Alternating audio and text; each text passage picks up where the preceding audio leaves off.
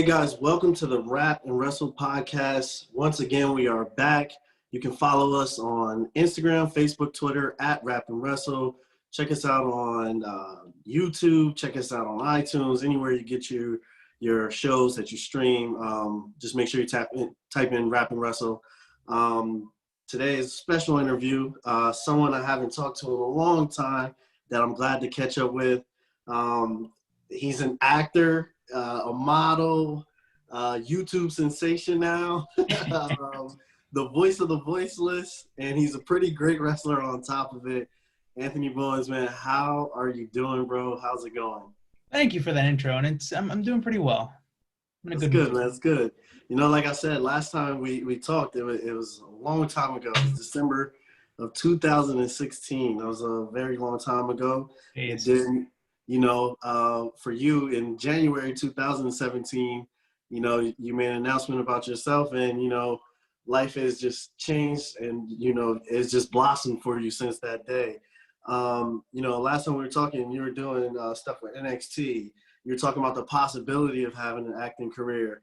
And, you know, you came out as bisexual. Now you identify as gay. And, you know, it was just a lot of big changes coming on at once. So for you, just how was that moment for you? You know, what was those feelings that you were having? And, you know, how is it now? Do you know, seeing all the support and, you know, everything that you've had throughout the years? I had to smile a little bit as you were saying that, because I was thinking back to that time period and how enthusiastic and scared I was of what the future might hold. And now sitting here looking back at it, seeing everything that's gone on, it's pretty crazy. The experience has been, I mean, I'm lucky. It's been fantastic so far. I'm very, very, very lucky. Some people have a lot more difficult time adjusting, or they might get a lot of blowback. I've had my fair share of negative stuff tossed my way, but for, you know, a majority of it, it's been overwhelmingly positive. And I couldn't be any more grateful for that, for the support from literally everyone. You know, I always had it from my friends and my family, but just my pro wrestling friends, my coworkers, the fans. It's just been, you know, I'm lucky. It's been good. Yeah, definitely. Definitely are lucky for sure. And, you know, at that time, you know, when, you know, we had just talked to you a month before, and then when you made the announcement, you know, I don't want to say I was shocked, you know, because, you know, I believe everybody has the right to make any decision they want, or, you know, identify as Everyone they want. Yeah. But I was just like, I was kind of happy for you, man, because I was very proud. It was a proud moment for sure, because, you know, I know you said this, it's kind of like, you know, having somebody, you know, that looks like you, that you can identify with, and, you know, you see them in a position that you think like, hey, I might be alone on this. You know, I've always looked at myself like that as well, you know, being an African-American, just, you know, trying to do as best as I can and showing kids like, hey, you can do these things that I do as well. Like, you know, it's not out of reach for everyone. What does that mean to you, just being that representation, like you said, being the voice of the voiceless, and just, you know, showing like, hey, you can do this too, and you don't have to be scared, and, you know, there's people out there that will support you the same way? I mean, that was one of my decision-making, I guess, factors in coming out in the first place, was because I realized, you know, I have a unique platform to be a positive influence on people, be a positive role model, to be someone that people can look up to, that, you know, I may not have necessarily had myself, because, you know, the only representation we had at the time was Fred, or Darren Young. He had come out with WWE a couple years prior, and I'm sure there was a bunch of, or a few openly LGBT athletes at the time, but they weren't really there wasn't a focal point on them. So I think that kind of deterred a lot of other people who were, I guess, in the closet from possibly coming out, because of that potential, you know, blowback there. But I realized the message and creating awareness and visibility far supersedes that. And, you know, I like to think too that I also helped a lot of other people come out, because, you know, it went so well. Yeah. And Mike Parrow came on afterwards, and then Jake Atlas came out a couple months later, and now we have this entire crop of LGBT athletes that are in professional wrestling getting highlighted. You got Effie having, you know, the Big Gay Brunch. You got Jake Atlas in NXT, Sonny Kiss is on All Elite, Nyla Rose, AEW. It just, the list goes on. So I'm very proud to at least play a small part in creating more awareness in professional wrestling and hopefully beyond.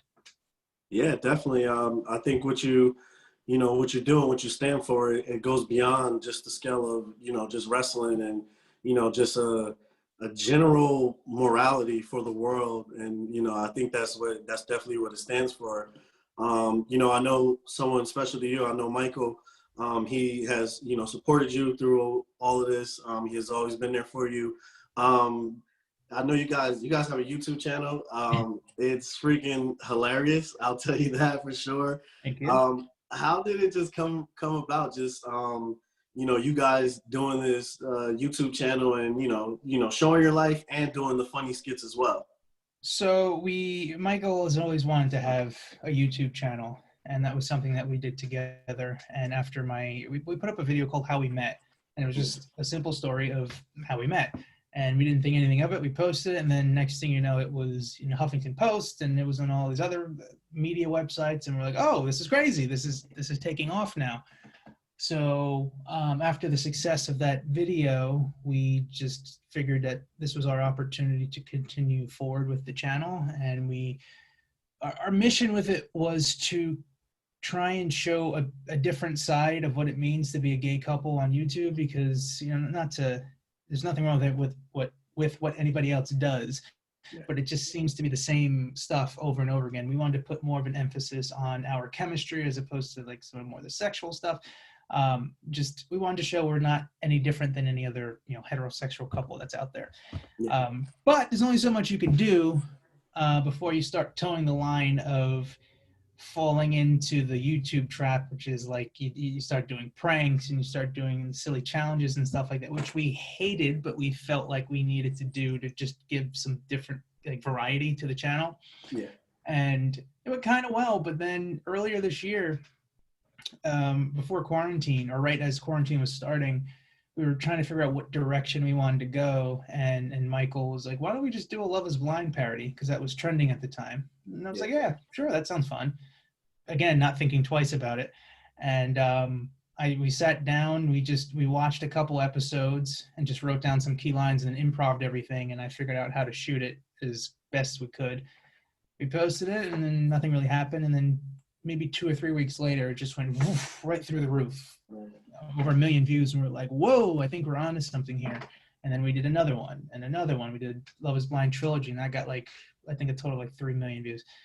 So I'm like, oh, this is perfect, because what you see on the YouTube channel is all stuff that you would probably be seeing if there was a camera on us at like 2 a.m. in the kitchen, and we're scrounging for food, and for some reason, because we're crazy, we'll just go right into some improv scene or scenario, and like we would be doing this stuff off camera and then wishing that we had filmed it afterwards.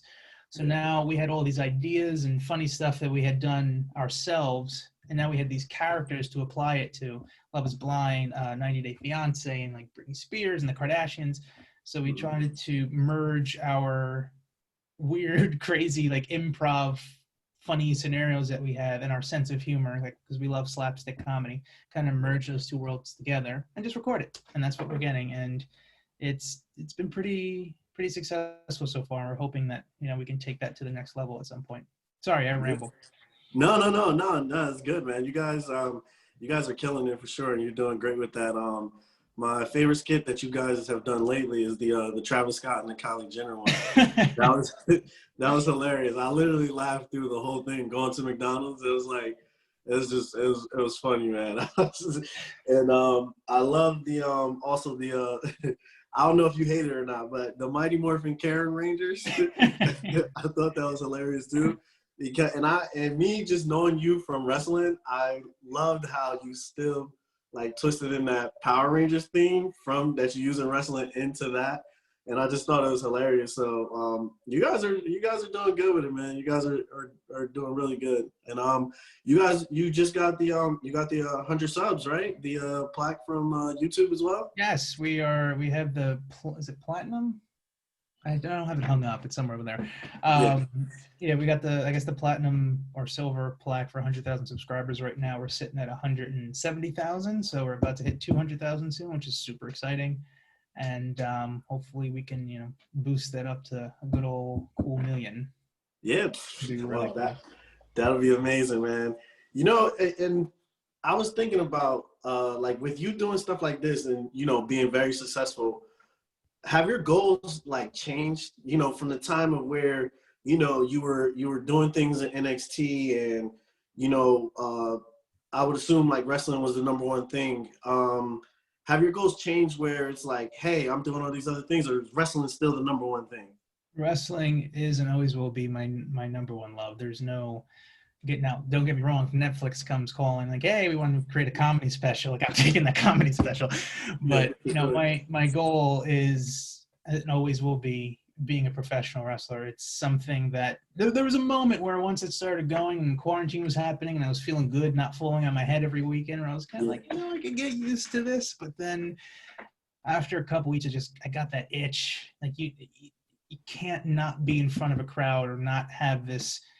Like it's one way of being creative with writing like a sketch, and there's a completely different way of being creative of telling this other story physically in the ring. And those live reactions, that immediate feedback that you get in the ring is much different than the kind of, hey, post and then sit back and hope there's a bunch of comments coming in.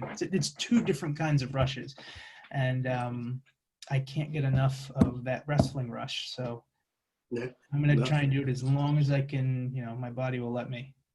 Yeah, no, definitely. Do you ever worry about things of, let's say like the big news lately was like with WWE, how they're kind of trying to control like what the wrestlers do outside of WWE. Do you worry about like things about like that if you were to get like a contract, like, hey, I might have to stop doing my YouTube altogether. I want to be, as free as I kind of am on the independents? That has crossed my mind if I were to go there. But I still feel, I mean, I'm not like super vocal, but I would 100,000% push to somehow work that world into the wrestling world, because it's too good of a platform to connect with fans and bring in a completely different audience that may not even necessarily be watching wrestling in the first place. It's too big of an audience to just kind of say, bye, and just leave them into the dust, Those are people that, if they're into me on this level and Michael on that level, maybe they'll do it on a professional wrestling level as well. So I would probably fight for that, but that does cross my mind from time to time. But I'll cross that bridge when I come to it. Yeah, definitely can understand that. And we're just, you're talking about being on quarantine.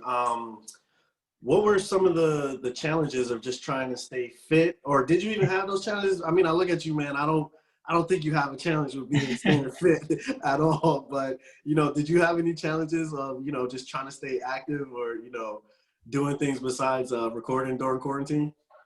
Yeah, so I mean, the majority of what quarantine was for me was those videos, trying to figure out how to do them.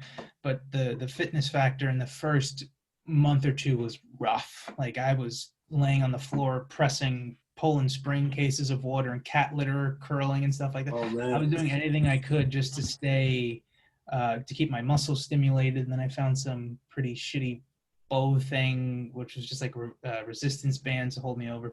But luckily, I was able to find a power block. I got in contact with them, and they were able to get me a adjustable dumbbell set. So I was very happy. And then I have a bench, so I just pull it out in the living room and do some free weights there. So that kept me sane, because if I didn't have that, I don't know what I would be doing. But other than that, I would just chill. I'd hang with my parents, because God knows I didn't spend enough time with them prior to that, because I was always on the move. I was with Michael, or traveling, or wrestling, or with my friend. So much stuff going on. So I spent a lot of quality time with them, watching Breaking Bad and Better Call Saul, that kind of stuff. Yeah, no, I think everybody, I spent a lot of time catching up on a lot of shows and trying to stay healthy as well. Also with, doing the videos, Because I know there's a lot of people who always want to be successful at doing, you know, YouTube videos as well. How much planning goes into those, or is it just like a natural, like, you know, you guys come up with an idea and it's just like, it's put together quickly and you guys just, you know, are able to do it like freestyle? It depends, because there's some videos where we sat the night before, you know, pen and paper and just kind of wrote out. It's like the Mighty Morphin Power Rangers was a sketch I wrote beforehand where I just sat down, I wrote a full script, how I wanted the shots, what I saw, all that kind of stuff. And then there's other ones where we just kind of, like the Travis Scott video, most of that was improv. Like we sat down the night before going, I don't know what we should do. And then we came up with we saw the McDonald's deal that Travis had. So like, let's just go to McDonald's and we'll figure it out as we go. So I would say maybe 95% of that video was improv, just on the fly, figuring out, well, this shot might look good. So it's a little bit of everything, honestly. Yeah. Oh, yeah. No, I could definitely see that. You know, being with Wrestlepro, that's where I first saw you. And, you know, for me, every time I hear Anthony Bowens, Wrestlepro is always the first place I think of. I feel like for me as a fan, that's the home for me, for you. How has it been, like, with Wrestlepro expanding? I know they've been doing things going into Alaska. They've been doing shows there. How have those shows been? And how is, like, the fan experience, you know, in Alaska? Because no one thinks of, like, anything ever happening in Alaska, but how has that been for you guys? So it's been pretty cool. You know, Kevin Matthews is now kind of at the helm at Wrestlepro, with Pat Buck being on Raw producing. And Kevin has a lot of cool ideas, and a lot of people thought he was crazy when he said, I want to run a show at the Sullivan Arena in Alaska. I mean, I was like, I don't know if that's happening, because there's been so many different things over the years that once we were supposed to run the Hammerstein Ballroom or something, it was PWS, but that fell through. Like, there's so many things that was supposed to happen that just never did. So I believed in him, but at the same time, I was skeptical. And then he said, yep, it's confirmed, we're going. And now it's turned into a full-blown thing where, you know, every 6 months, every 4 or 5, 6 months, Wrestlepro will go up to Alaska and we'll perform for the fans up there. And it's beautiful, it's fun, it's a nice escape. Unfortunately, I just missed this last loop due to a family emergency, so I'm excited to get back there next year. But I heard and saw from their Facebook live stream that it was another successful loop. And from what I hear, the next loop is going to be even longer and crazier throughout the state. So Kevin has some big plans for Wrestlepro Alaska, and hopefully that keeps expanding. And I know Pat and Kevin wanted to do shows where there's not a lot of wrestling. So you might see Wrestlepro North Dakota or something, or Wrestlepro Antarctica. You'll never know. Yeah. Hey. For a fan, I mean, it's lucky for them. I don't think I've ever heard anyone ever go to Alaska, period. So for a fan, that's a good thing. You know, also, you know, someone who I also like that's on the independent scenes, TJ Crawford. You had a great match with TJ as well. 30 minutes to a draw. Were you there? TJ, I'm gonna be talking to TJ soon. I believe I'm talking to him at the end of this week. So how has it been, just, you know, getting in the ring with TJ and just your respect level for him? So TJ, his family is, like, I consider his cousins to be my cousins. We're very close family friends. TJ's from Chicago, and his cousin had told me a couple years ago that he had wanted to start wrestling. And I said, hey, you know, we got this great training school in New Jersey called Creative Pro. Come out here if you want to be a good wrestler. He moved from Chicago to New Jersey. He came in terribly out of shape. He wasn't very good, and I thought he wasn't going to make it. Like, I believe in a lot of people, and I pour, like, all the help that I can in these training sessions when the school was open into people. But it was getting to the point where I was like, yeah, I feel bad that he came out here. And then I don't know what it was. I don't think I was at the school for like a couple months, and I came back, and all of a sudden, he was just this crazy gnat that was just bouncing around everywhere. He was doing flips and he was doing all these kicks, and I was like, whoa, where the hell did this come from? Yeah. And then slowly but surely, I would see him in the beach bums, and I would sit there and watch him. Like, he's getting really good. And at this point, there is, I think every wrestler has that one person that they just completely mesh and gel with, like the Cabana CM Punks, the Cena Edges, the, you know what I mean? That kind of chemistry that just you can't script it, you can't, force it. It just happens and it's there. And the more that I get in the ring with this kid, the more I think he's that guy. Another person would probably be Matt McIntosh.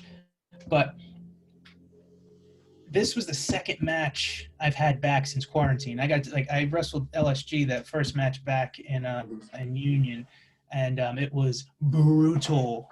I was dying. I couldn't breathe. I barely got through it. I was very pissed at myself afterwards.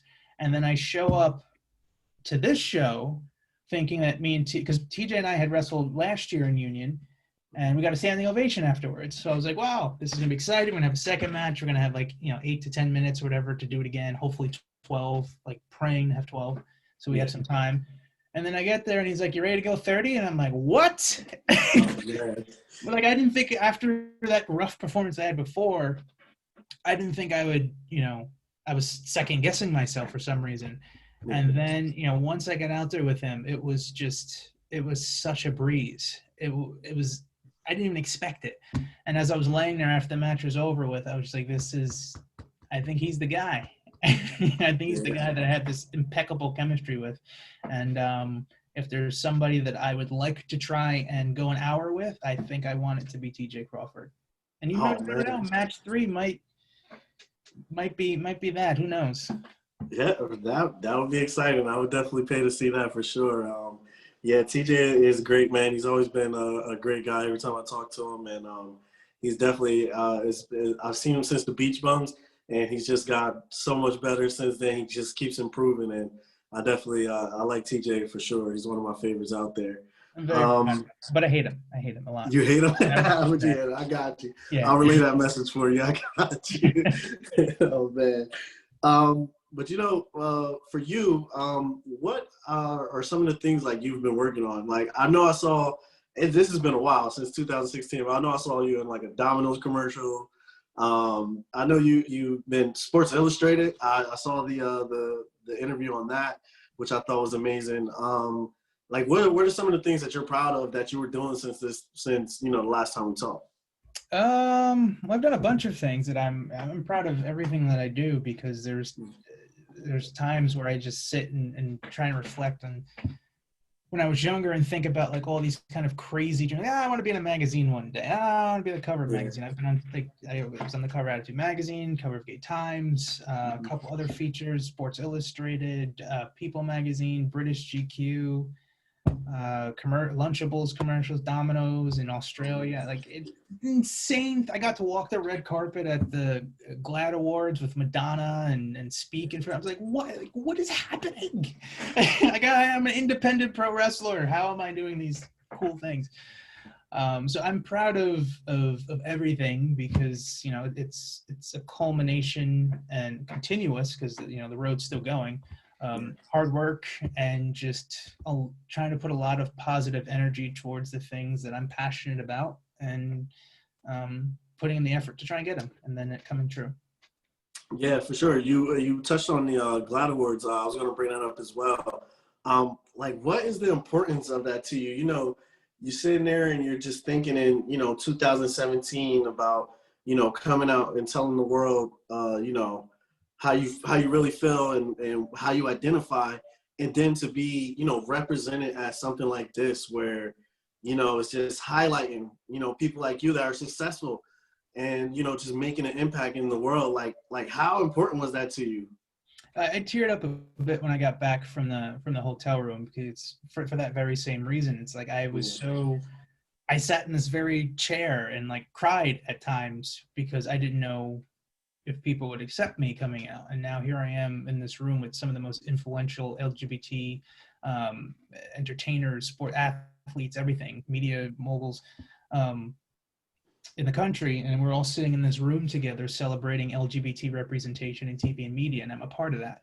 So it's surreal. it's relief, there's pride in everything. It's hard to put into words. Yeah, no, That's why I just say it's definitely. crazy. It's crazy. Yeah, no, it really is. Like your story, it's truly amazing to like just, you know, seeing at the time. I already thought, you know, the future was bright for you. Me and Andrew both thought, my partner, and you know, we just thought a lot of great things were ahead for you. But, you know, to say that honestly, that if I thought like all of these crazy things are gonna happen, like it's just amazing to me, and you know, I'm happy for you for sure. Appreciate With all of that, how do you manage all these things? Like you're wrestling, you're acting, the YouTube, doing improv, being a model. Like you're in GQ, man. Like that's like an ultimate man's dream is to, like, to be in GQ to say, that's what, you know, I'm the GQ. Like, how do you manage all these things and still at the same time not let that take away from you being a great athlete in the ring? It's just hard work that was instilled into me by my parents and also from playing sports all my life. I played baseball at Seton Hall University for the first 2 years of my college, and that atmosphere kind of bred and demanded hard work. It demanded time management. It demanded that you dig deep into the deepest sources of your soul to get through a lot of, you know, training and games and brutal conditions and stuff. It was a tough time. You had to be mentally tough to get through a lot of those things. And I took all of those experiences and just kind of plugged them into, you know, whatever I was doing currently. Because there's times where, you know, back when I started wrestling, I had an internship at ESPN with Stephen A. Smith and Michael Kay and all those guys. And, you know, I'd wake up, I'd head into the city and edit all their audio all day. And then I'd come back and then I'd, you know, hop in a car, not eat, go down to training for 3 or 4 hours at Wrestlepro, then go straight to the gym for 2 hours, wake up and do it again. But it's just because that was instilled in me, and I'm just driven to achieve everything that I'd like to accomplish. So luckily, a lot of these things lately have been spread out. So I can kind of, hey, focus on YouTube, and then here comes this other opportunity, and then I can handle that. But there definitely are times where everything seems like it's at once. And it's like, oh, I have to do a casting, but then I have to go here and I have to wrestle, but then I have to film this YouTube video because we have another days to film. And then it does pile up, but I think that's the fun part of it, because then when you make it work, like this week is pretty crazy. I have a opportunity. I'll be doing a lot of traveling, and I come back from that, and then I go straight to the studio in New York City because I have another opportunity with a magazine thing. So it's constantly. And if I didn't, if this emergency didn't happen, I would have just been getting off a plane from Alaska a couple hours ago, and then going straight to the next thing. So it's just a part of the journey. It's a part of the job description, and I would not have it any other way, because sometimes I lose my mind just sitting here, you know, playing MLB The Show all day. Oh man, that's funny. I can only imagine. You say you're editing audio for Michael K. and Stephen A. show as well? Yeah, it was the Michael K. show, Stephen A. Ryan Rucco, and Dave Rothenberg? Dave Rothenberg, yeah. Rothenberg, yes. I was the production assistant for them, so I would, anytime, I think my biggest thing I did was I did the Mariano Rivera retirement ceremony. I cut up all his audio and made him sound coherent. Nice, yeah. You can't speak too well.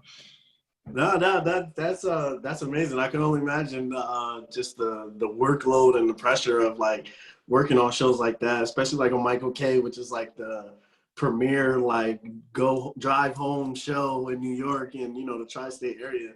That's just amazing to be able to handle that. If you're listening to audio from January of 2013, excuse me. January to March of 2013, all that was, you know, my audio. Oh man, that's dope. See, that's amazing. You said you play baseball as well. If you gotta put your money on anybody to win the World Series this year, who are you putting your money on? It's hard for me to say this year because I haven't paid that much attention. I'm a massive San Francisco Giants fan. So okay. I'm praying they at least make that wild card spot. I know they're fighting off the Phillies for it. Um, Padres are looking dope. I know Tatis has been. Wait, are they? They're in the top of the division right now. Padres and the Dodgers are. Yeah, yep. I don't know. I'm gonna stick with my Giants. They're gonna make a miraculous run in the playoffs. They're gonna win the wild card spot, and we're gonna win another championship. Oh man, I'm disappointed. I thought you were going to say Yankees, man. I'm disappointed right now. No, I can't do the Yankees. I have the bad taste left in my mouth from when I was a kid. Oh man. I was harassed by Yankee fans because I was a Barry Bonds Giants fan. Yeah, how does that even happen? I can see if you were like Boston, but Giants, like people were messing with you. When you're the only Giants fan in New Jersey and you're surrounded by Yankees fans, they're gonna harass you. Oh man, dang, that's horrible, man. That's definitely horrible. Something that I thought about, and for you just going through that moments when you decide to come out, like what advice do you give to somebody else who's in that position that also is feeling that way? And for you, I think it's not even just like, hey, me saying, I want to come out and I want to say I'm gay, but just coming out in general, just like you said, coming out of your shell, just doing different things, just coming out, period, and just being who you truly are. What advice do you give to a person that wants to take that step and do that? That's the hardest part in all of this, is because you can give the advice of be yourself and you'll be happier and just all those kinds of positive things, but you also have to take into consideration that I'm also lucky that I live in a very kind of the liberal East Coast, New York City area. There's people who ask us advice from different countries where being gay or what have you might be illegal, or they might live in a certain section of the country where they don't accept LGBT people as much as they do in certain areas. So it's hard because I don't want to from my heart, try to give the most positive advice possible and ended up have it being a negative thing for them. But if it is one of those more positive scenarios, it's just, wait till you feel comfortable. You'll know when the time is right. And I promise you, it's not as bad as you think it is. It feels, even if it does bring a little bit of extra stress in terms of, uncertainty, the relief of just being able to get it out as opposed to just burying it in there and constantly thinking about it tends to override everything else, at least in my opinion. It could be different for others, but I feel so much better not carrying, this big burden on my back. Yeah, no, definitely. Big secret, excuse me. Yeah, for sure. One thing I saw too, I saw you and Michael did an interview with Tracy Ellis Ross. Like, how did that come about? And I could see the pure excitement that you guys had doing the interview. Just how did this all come about? How did you get that chance to actually talk to her? It's funny that you say that because I literally just got an email as you're asking this question about doing another one of those for a new Netflix show. So I think nice. Somebody else, which is cool. Okay, so we got an email from the same person randomly, and they said the High Note, which is a new movie that came out. I forgot the what it's on, but it came out in June. It's featured Tracy Ellis Ross, and here's a list of people that are going to be doing the press junket. We, pick the ones that you would like to do the most, and see if the studio clears you to interview them. And we picked Tracy, we picked Ice Cube, somebody, I forgot who else we picked. Anyway, we ended up getting Tracy, and we interviewed her, and she was super cool. She loved us. Was very enthused about the whole thing, and then we got a good, I guess, feedback from the studio as well, who apparently was secretly watching the whole time, which I didn't know. They have hidden Zoom things. Oh man! So hopefully that opened, or at least it did by this email, opened up a few more doors to do more of these. So hopefully we get to talk to some more influential people in the world. Yeah, no, that's ironic that the email came through at the same time too. It's crazy. For you especially, I've always had a respect for you because I've always felt like you always show respect even to like little guys. You know what I mean? And for me, when I was messaging you, I'm like, Oh man, is Anthony even gonna remember me from that time? Like, he's like a super mega star right now. Like, I is wish. he is he even gonna do this? You know what I mean? Just I just want to say, like, you know, definitely, I really appreciate that you actually like are doing this for me, and you know, I've always respected that about you. That, you know, you always show respect to the little guys. You know, no matter how small, you know, they are, for sure. I don't call yourself little, but at the same, it's like if I have the time to do things, I absolutely love to give people the time and speak and chat. As long as, you know, we were super cool and respectful the first time, so why wouldn't I do business with you again? You know, I think a lot of people tend to forget where they came from, and then they get too, you know, full themselves. But I try my best to, not that I have an issue with it, but I always try to remain humble as possible and treat everyone the way I would want to be treated, because at some point in time before I was a wrestler, I was trying to do the same things. I was excited to speak to someone, or possibly request an interview for like a school project or something, an independent wrestler. So I always remember those times and hope to, you know, give back in the same way that those people did for me. Yeah, for sure. For you, going forward, you know, the last time we talked, you know, it's been a long time. It's been 4 years. You know, 2020 has been bad for a lot of people, but it's good for you. You know, fingers crossed, right? You know, continuing going forward, what are some of your goals, and, you know, some of the things you want to keep accomplishing to add on to this list of just amazing features that you've accomplished so far? Outside the ring, I want to continue what I'm doing, and hopefully Michael and I can grow the channel into something. Now, even if it goes to as high as, you know, a web series or something with comedy, Yeah. like just something to kind of help show our creative, more comedic side. I'd love to feature that, and on a higher level, I'd love to do more magazine stuff. But from a wrestling perspective, I just want to keep having really good matches, and I think that will eventually catch on. I mean, it's no secret that I would like to be wrestling on TV every week, so that's definitely still a goal of whatever company would have me. I don't think it's also any secret that I'm gunning for AEW, so I feel like that's the perfect fit for the 5-tool player at the moment, and that's definitely a big goal of mine to kind of do something with them. So hopefully that happens in the future. Nice. Yeah, I wish it for you as well. I'm gonna wrap up with a couple final questions. Something I want to know. I mean, you already have tons of talents, but is there a hidden talent that you have that nobody else would you know, guess off the top of their head? A hidden talent. I'm a pretty good bowler. Yeah.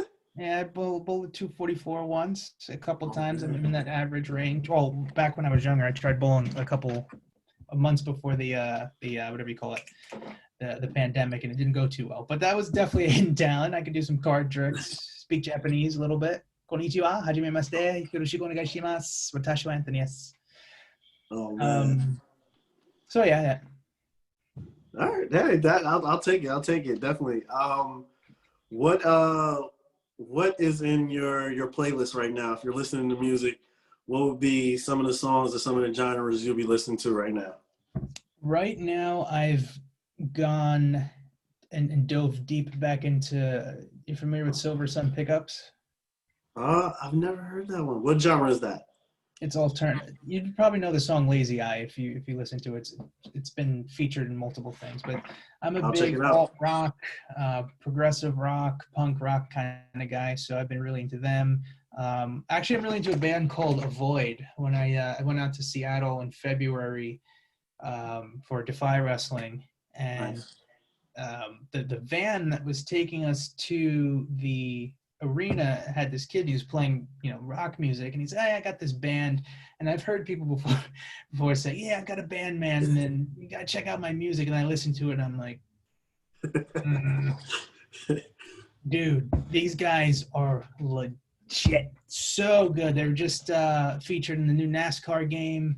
You know, they're the top 10 on Octane right now, so they're doing really well for themselves. Benny's the lead singer, has actually become a good friend of mine, so I'm really into his music right now. So yeah, those guys. Awesome. Yeah, I definitely like that. And my final question, if wrestling wasn't your number one goal, what would you be doing? If none of this stuff was happening, I would probably still be pursuing my my college degree with TV and radio production. Like I said, I was at ESPN, and then I worked at Major League Baseball Network for 3 years. So I probably would be editing on MLB Tonight right now. Nice. You'll probably be successful at that, just like you are at everything else, man. Hopefully. Yeah, but Anthony, I want to thank you, again, for taking the time out. Really appreciate this, man, and just thank you so much. Oh, thank you for having me. This was fun. Yeah, definitely, and make sure you check out Anthony. Anthony, if they want to connect with you, my fans, where would they follow you? How would they connect with you on social media? You can find the 5-tool player Anthony Bowens, the perfect combination of power, athleticism, intelligence, the look, and the it factor. Follow his daily ongoings at Bowens_official on Twitter, at Bowens_official on Instagram. If you'd like to see me dress up as random characters with my boyfriend Michael, head to the YouTube channel Michael and Anthony and subscribe. We've got everything. Awesome. Yeah, definitely check it out. It's a great YouTube channel for anybody to watch. It's not just limited to any one type of person to watch. It's a great YouTube channel. I love it. I think there's a lot of funny videos on there. And for me, I'm RapnWrestle. You can follow me on Instagram, Twitter, Facebook at RapnWrestle. Make sure you subscribe. Make sure you follow. Make sure you like. Check us out on iTunes. Check us out on YouTube.